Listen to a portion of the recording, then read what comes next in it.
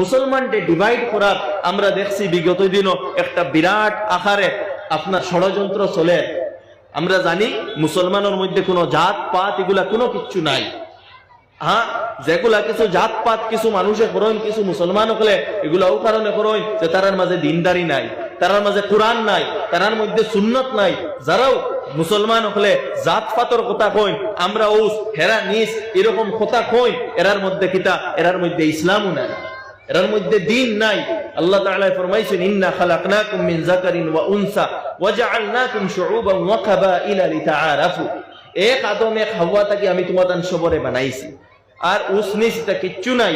ইন্না আকরামাকুম ইনদাল্লাহি আতকাকুম, যে তাকওয়াওয়ালা হইব, যে দিনদার হইব, তার মর্যাদা আল্লাহ তাআলার কাছে বেশি। তো যারা নিজরে আপনার ইয়ে মনে করেন, একটু উচ্চ জাত মনে করেন, তারা অন্যরে নিচর জাতও মনে করেন, এবং ওগুলা মনে করিয়া সমাজও কিছু ডিসক্রিমিনেশন সৃষ্টি করার চেষ্টা করেন, যেটা ইসলামের মধ্যে নাই। তো তারার এই বদাকমালির কারণে যারা ইসলামের লগে শত্রুতা পোষণ করে, তারা এই সুযোগরে দেখিয়া ওটার দ্বারা সমাজের মধ্যে একটা divide and rule game play করার চেষ্টা করে। আমরা সবর বোঝা লাগবো, সবর আমরা দোষ আছে, সবর ভুল আছে, সবর গলতি আছে। আমরা দোষ ভুল গলতি ওগুলারে সংশোধন করতে লাগবো।